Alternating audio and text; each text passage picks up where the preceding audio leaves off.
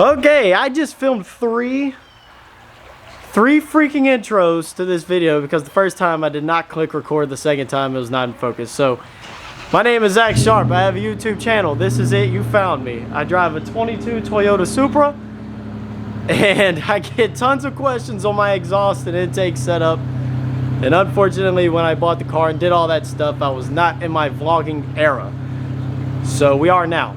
So I'm just gonna backtrack and show you what I did, how I did it, what things I bought, if I would do it again, what order I would do it. We're gonna go over all of that now. So without further ado, cut to the intro.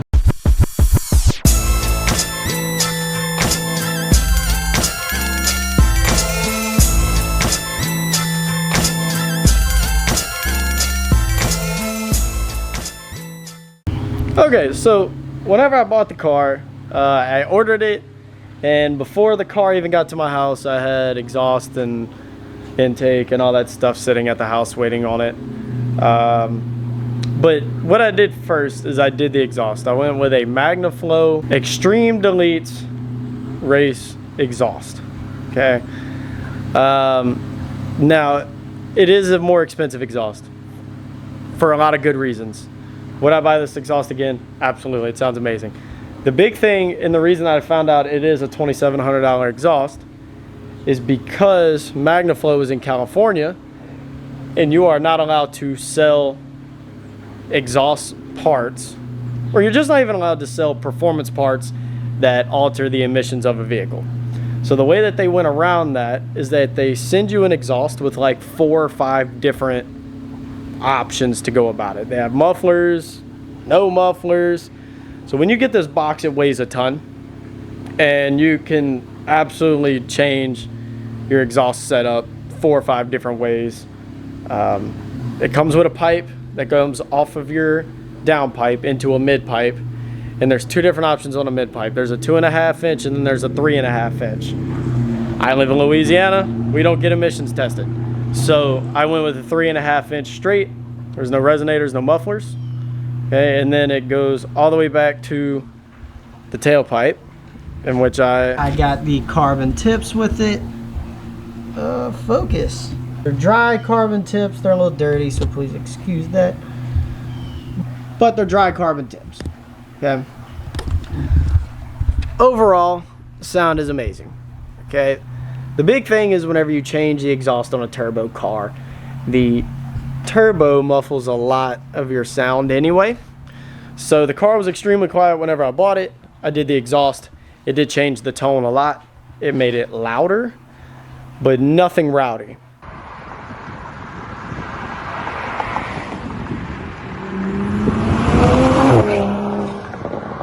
So if you're into that, that's probably the perfect setup. Literally zero drone. They have anti-drone technology. It's just a little canister that goes up in the bumper.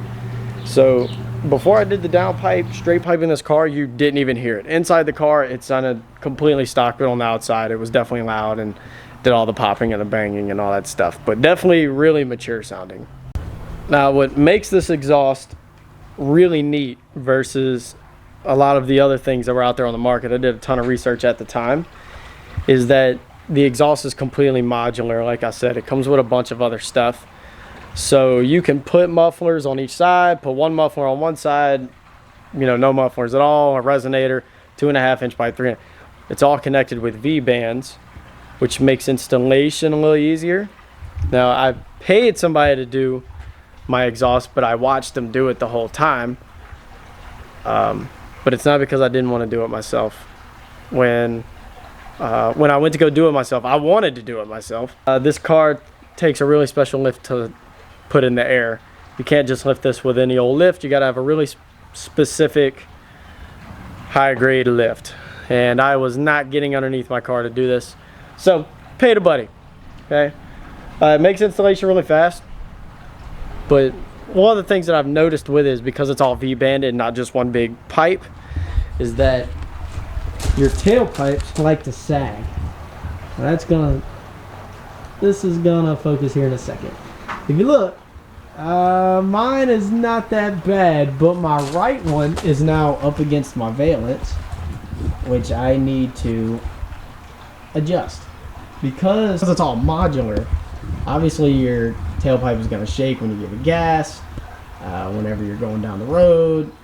Your exhaust moves a lot, right? So those V-bands get loose and they just move and shift all the time, and not necessarily a terrible thing, but it does happen. And I have noticed that I do have to adjust my tailpipes periodically, probably every 6 months or so. I don't think that that's anything that would sway my reason for buying it, but it is something worth knowing about. And then after I did the exhaust, I really wasn't loud enough. I wasn't super happy with it. I did the downpipe. Bought an Armytrix downpipe. It is on the expensive side. You can totally get downpipes for like $200 or $300. The Armytrix one's like $700. Okay, but it comes with a cat simulator, which means I don't even know how that stuff works. Maybe y'all can comment how that stuff works, but basically it's tricking the car into thinking that there is a catalytic converter in it. So the car has no check engine lights, and I've been driving with this downpipe for over a year now, and that is true. It does exactly what it's supposed to do. Now when you do that, it wakes the car up. It became a totally different vehicle. You want your Supra to sound like a Supra, you have to do a downpipe. No question asked. You don't even have to do the exhaust really. You can just do the downpipe, do the exhaust later down the road. But if you do all of it, full loud. The car is loud. The cold starts are a little obnoxious. But even then, driving down the road, you really don't get any drone. It's like you get like this drone from like 75 to 80 or like low 70s speeds. There's this like hum. But once you get up to like 80, no more drone. But anything lower than 70, you don't even hear the car until you get on the gas, which is super nice. I don't know if I credit that to sound deadening in the car or the drone technology in the exhaust, but I don't hear none of that. So I'm gonna go ahead and just get you a good cold start. That way you can see what's going on. The car's been sitting a while. I just washed it. That's why the ground's wet. But it's good.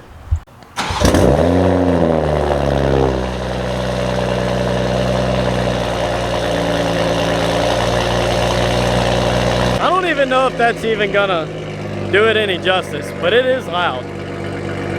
It shakes everything in my house when I start it. Once it warms up, it goes down a lot.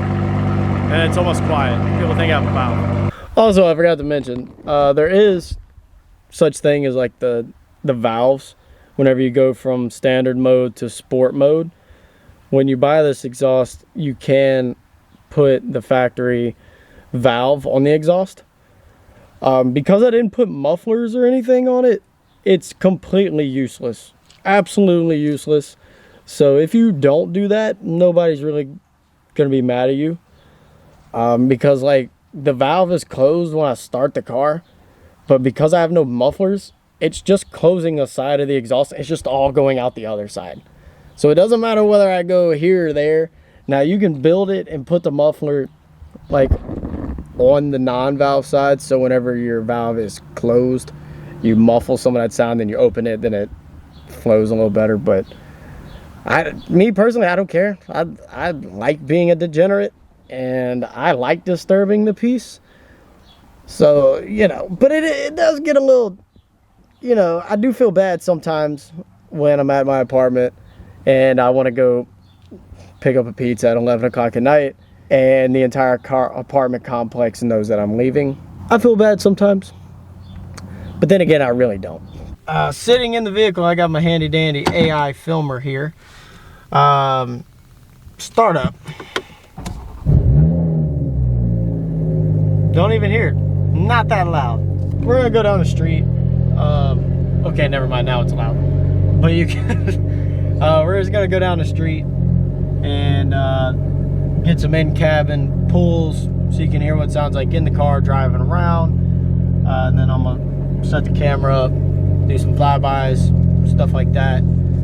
So you can just get a taste of what the car sounds like on the outside. So that'd be fun. Tires are a little cold, so I'm not gonna get on it. Yeah, not super bad, right? Little like 4th gear roll to 65. Not too bad. And, you know, you downshift and you hear all you banging and you beating. That one was loud.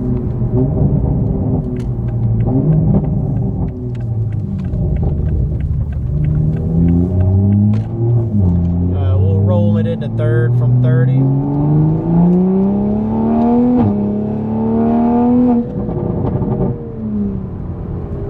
Not terrible. But on the outside, it is absolutely screaming. You want everybody and their grandma to hear me. My little brother probably heard me do that from the house. You see I'm doing 45 right now. Just cruising. I'm on the throttle just holding 45 and nothing.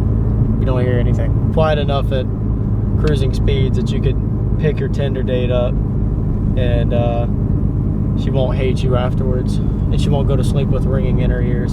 So that's really nice. And good for me because I'm the one that actually has to drive the car. This son of a bitch done dropped me off. God damn, that thing looks fine though.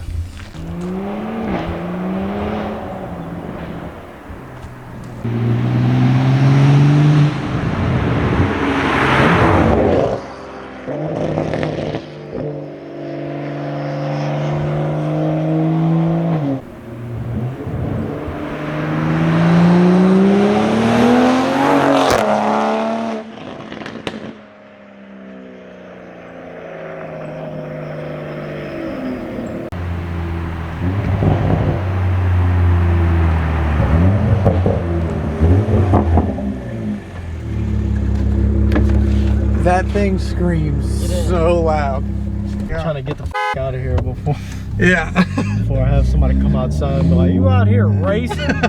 You're out here racing your car on my street, boy. Production noises are what goes crazy. Like, because I have the intake, it makes all the cool whoosh whoosh noises and stuff.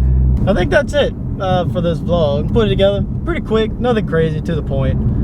But if you have any questions, concerns, comments, definitely comment. Or feel free to hit me up on Instagram. But make sure y'all follow me on everything, man. All over the place. I am 4 days out from my bodybuilding show. That's why I shaved my face. So we'll see how that goes. There's a vlog coming for that, which I know most of my followers now probably don't care about that.